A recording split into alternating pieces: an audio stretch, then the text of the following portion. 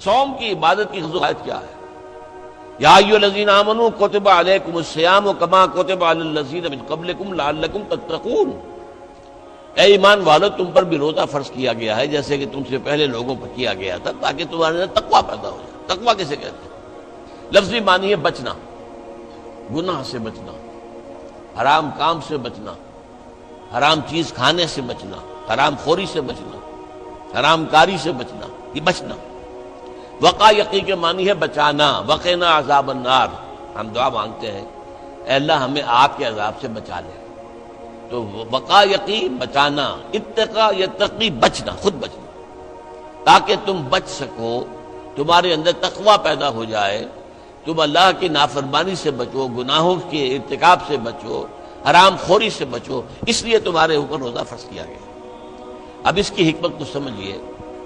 دیکھیے ایک ہے ہماری خودی، ہماری انا۔ جب میں کہتا ہوں میں، تو میں سے مراد کیا ہے؟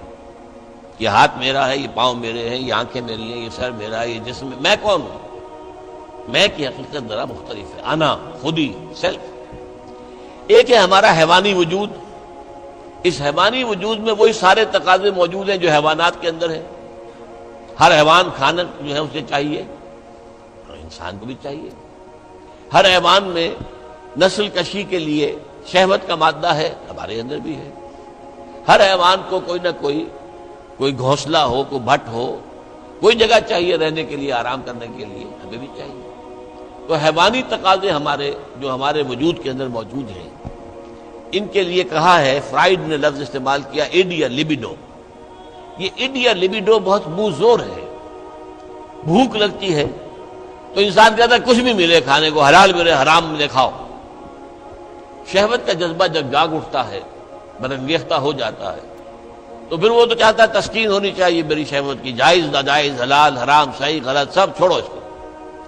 اس کے لیے کنٹرول پیدا کرنا، ضبط نفس، کہ آپ اپنے نفس پر کنٹرول کر سکیں، نفس آپ پر حاوی نہ ہو جائے، تو جو اس کا حکم دے، جو بھی وہ حکم دے آپ اس کی پیروی کریں، نہیں، نفس کو اپنے قابو میں رکھیں، اپنی مرضی کے مطابق اسے چلائیں۔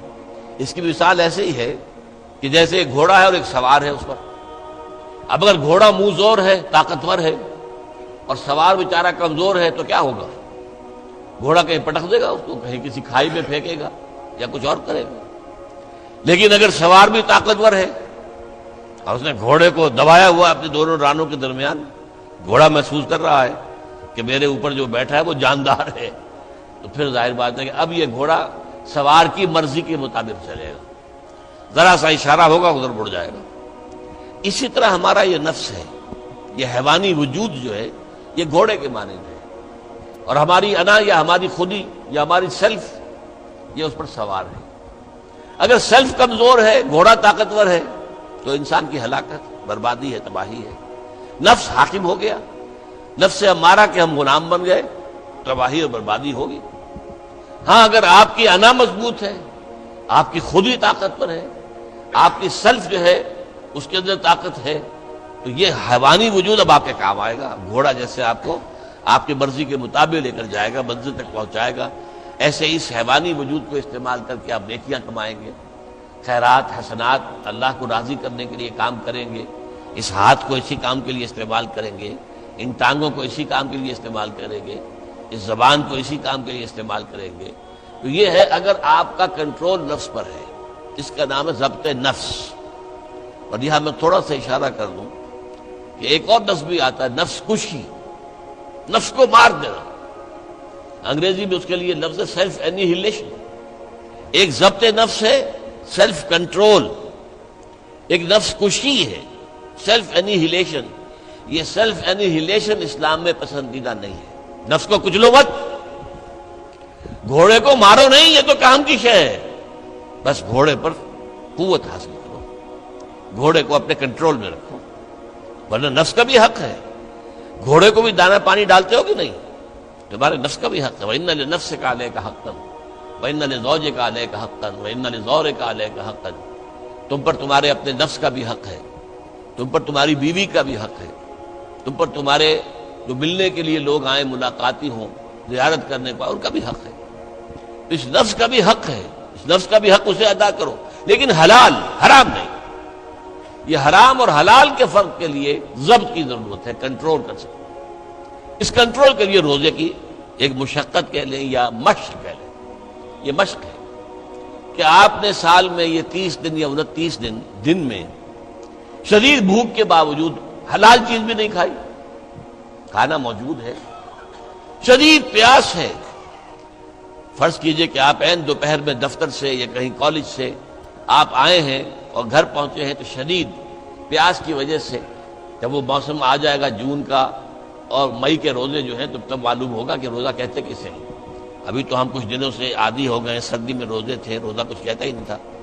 اب بھی ذرا ہے، کچھ تھوڑا سا رنگ دکھا رہا ہے، لیکن اکتوبر کا مہینہ ہے، اس میں وہ گرمی تو نہیں ہے نا۔ لیکن ہو سکتا ہے کہ اس وقت اگر روزہ ہو تو گلے کے اندر کانٹے پڑے ہوئے ہوں گے پیاس کی وجہ سے، اور گھر میں پہنچے تو معلوم ہے پانی موجود ہے، فریج موجود ہے، ٹھنڈا پانی موجود ہے، برفاب اور بھی ڈرنکس موجود ہیں، روح افزا کی بوتل رکھی ہوئی ہے، نہیں پینی۔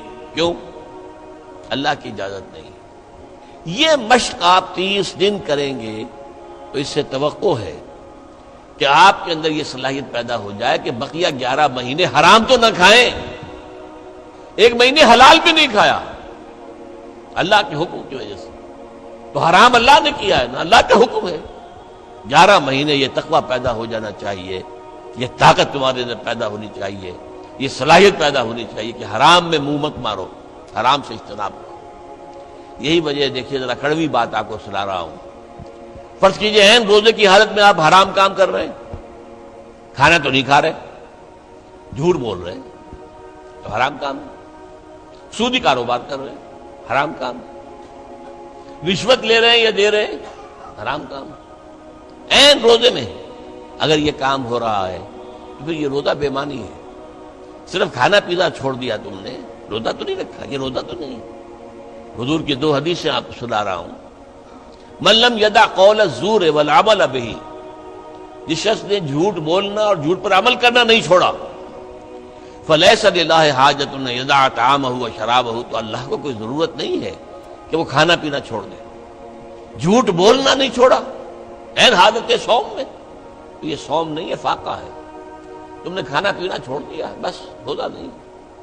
نہ اس میں روزے کی حکمت پوری ہوگی، نہ روزے کی غرض و غایت پوری ہوگی، نہ روزے کی برکات، روزے کے انوار اس سے پیدا ہوں گے، بلکہ بس یہ ہے کہ آپ نے دن بھر میں فاقہ رکھا ہے، اللہ اللہ خیر صلی اللہ۔ اس طرح ایک اور حدیث میں آتا ہے، کم من صائم لیس من صیامہ الا الجوع، کتنے ہی روزہ رکھنے والے ایسے ہیں جنہیں اپنے روزے سے سوائے بھوک کے اور کچھ حاصل نہیں، بھوکا رہا بس، منہ بند کیے رکھا، باقی روزہ نہیں تھا وہ۔ جب عین روزے کی حالت میں جھوٹ بول رہا ہے یا جھوٹے عمل کے اوپر، جھوٹے کاروبار پر عمل کر رہا ہے، تو یہ روزہ نہیں ہے۔ تو روزے میں کھانا اور پینا صرف یہ ترک کرنا نہیں ہے، بلکہ یہاں تک بھی آیا ہے کہ فرض کیجئے کہ کوئی شخص آپ سے جھگڑ رہا ہے، گالن کلوچ پہ اتر آیا ہے، تم یہ کہو کہ بھائی میں اس وقت کچھ نہیں کہہ سکتا، میں روزے سے ہوں، میں اس وقت تمہاری بات پر جواب نہیں دے سکتا، میں روزے سے ہوں۔ یہ بھی گویا کہ روزے کے تقاضوں میں سے ہے، جھگڑا نہ کیا جائے، فساد نہ کیا جائے، لوگوں سے لڑا نہ جائے، گالم گلوچ نہ کی جائے، یہ بھی روزے کے تقاضوں میں سے ہے۔ تو روزہ رکھا جائے پورے آداب کے ساتھ تو اس سے تقویٰ پیدا ہوتا ہے، اس میں کوئی شک نہیں۔ تو یہ ہے گویا کہ اولین سطح پر روزے کی حکمت، یا ایھا الذین آمنوا کتب علیکم الصیام کما کتب علی الذین من قبلکم لعلکم تتقون۔ اب آئیے اگلی منزل، کچھ عرصے کے بعد پھر رمضان کے روزے فرض کر دیے گئے۔ شہر رمضان الذی انزل فیہ القرآن ھدی للناس وبینات من الھدی والفرقان فمن شہد منکم الشہر فلیصم۔ رمضان کا مبارک مہینہ وہ ہے جس میں قرآن نازل ہوا، اور قرآن کیا ہے؟